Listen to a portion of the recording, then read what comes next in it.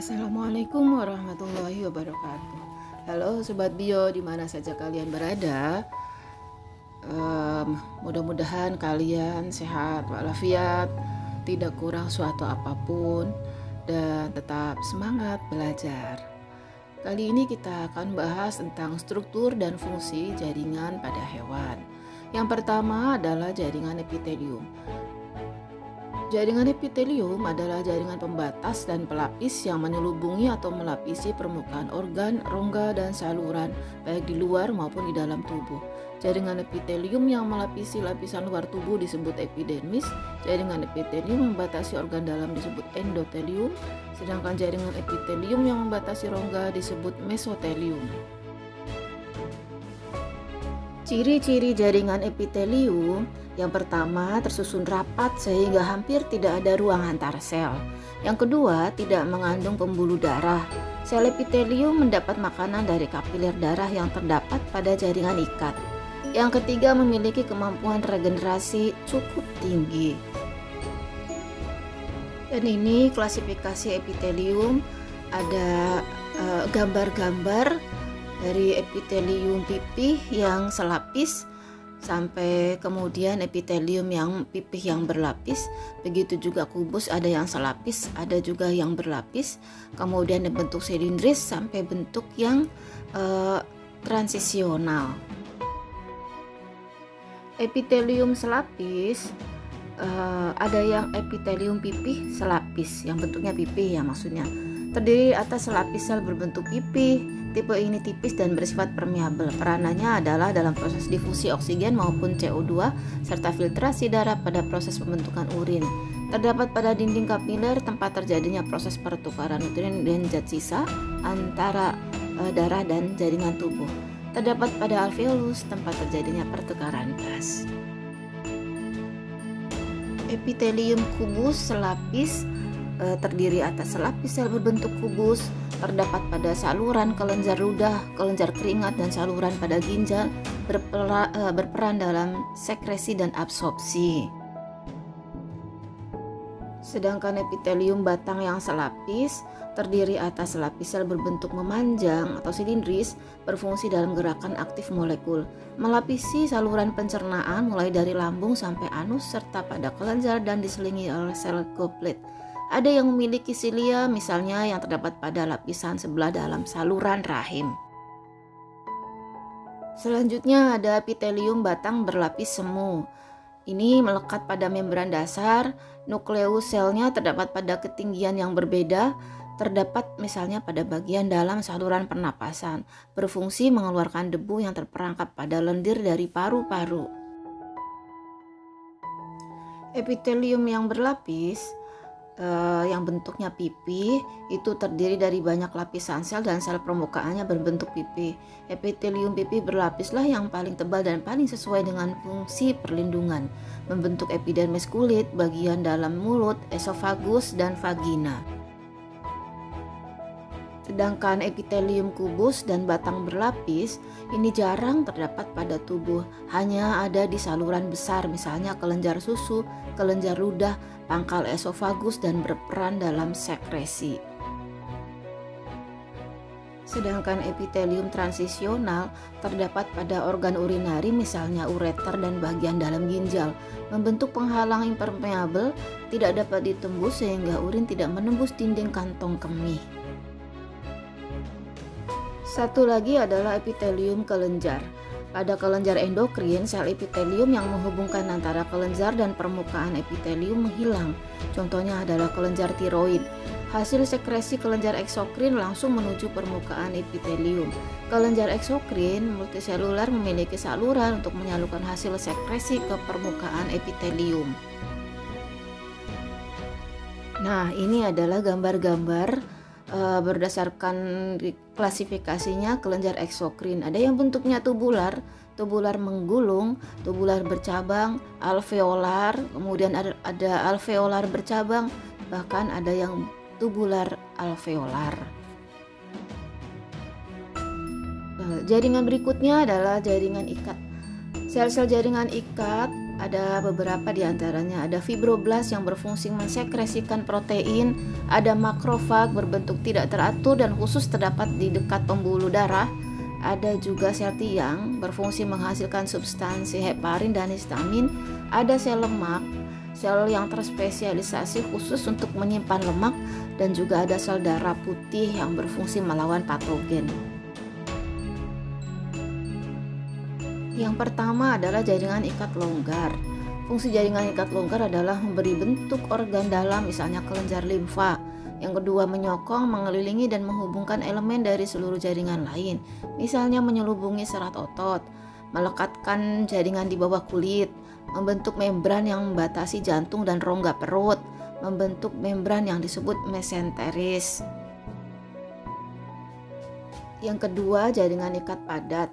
Jaringan ikat padat dibagi menjadi dua jenis. Jaringan ikat padat tidak teratur, mempunyai pola yang tidak teratur, terdapat pada bagian dermis, kulit, dan pembungkus tulang.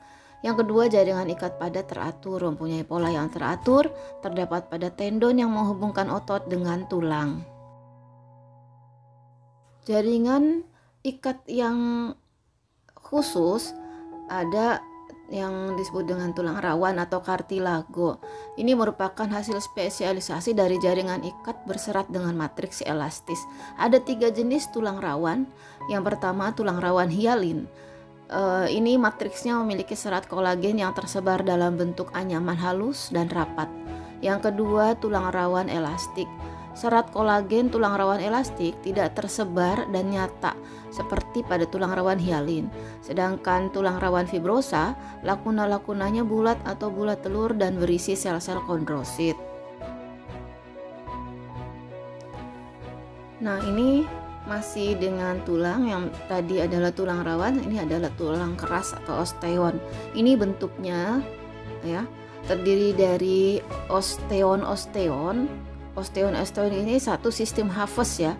Satu sistem Haves ini di dalamnya ada lakuna-lakuna, ada pembuluh darah juga, kemudian dikelilingi oleh lamela konsentris ya. Kemudian ada periosteum juga. Nah, ini yang disebut dengan tulang atau osteon. Jaringan pada hewan yang ketiga adalah jaringan otot. Serat otot mengandung filamen aktin dan miosin sebagai alat gerak aktif ya. Kalau alat gerak pasifnya adalah tulang yang tadi itu.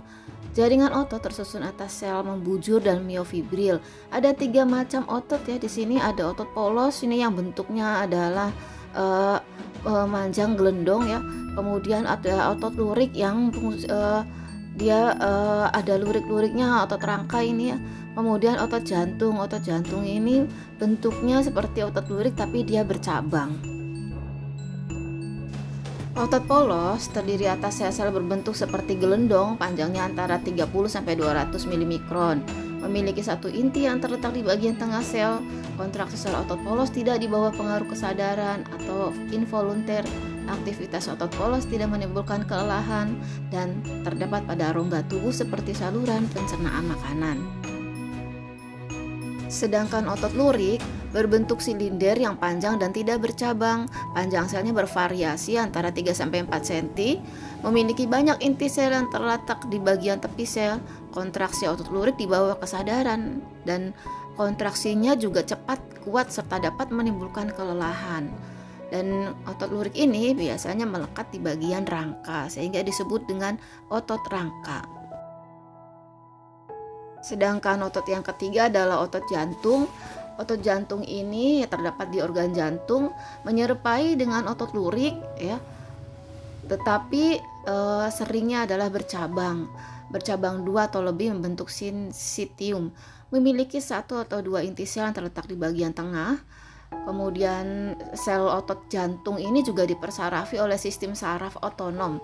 Kontraksinya tidak dibawa pengaruh kesadaran atau involunter dan tidak menimbulkan kelelahan. Jaringan hewan yang terakhir adalah jaringan saraf. Nah, ini adalah struktur sel saraf atau neuronnya. Yang di tengah itu adalah nukleus ya, kemudian badan selnya, kemudian yang keluar dari cabang badan sel ini disebut dengan dendrit, kemudian ada juluran yang panjangnya disebut dengan akson. Di akson ini ada sel Schwann, kemudian juga ada yang tidak diselubungi oleh selubung mielin disebut dengan nodus Ranvier, dan diakhiri dengan ujung akson. Jenis sel saraf yang pertama ada neuron sensori atau neuron aferen, menyampaikan rangsangan dari organ penerima rangsang atau reseptor kepada sistem saraf pusat, bisa otak dan sumsum tulang belakang. Yang kedua neuron intermediate atau interneuron, membentuk mata rantai dan terdapat di dalam sistem saraf pusat, dirangsang oleh impuls dari neuron sensori atau dari neuron intermediate lain. Neuron yang ketiga adalah neuron motor atau neuron eferen, berfungsi mengirimkan impuls dari sistem saraf pusat yaitu otak atau sumsum tulang belakang ke otot ya, dan kelenjar yang akan melakukan respon tubuh. Terakhir adalah organ pada hewan. Organ pada hewan merupakan bagian tubuh yang tersusun oleh beberapa jenis jaringan yang terorganisir dan saling berkaitan satu dengan yang lainnya. Dinding lambung tersusun dari jaringan otot, jaringan saraf, jaringan ikat, pembuluh darah, dan beberapa jenis epitel, membentuk sistem yang kompleks dan berkaitan. Struktur kompleks lambung berfungsi untuk menyimpan dan memproses makanan. Nah, inilah anak-anak struktur dan jaringan pada hewan ya. Kalian pelajari, kalian simak, dan mudah-mudahan penjelasan ini bisa bermanfaat. Sekian, wassalamualaikum warahmatullahi wabarakatuh.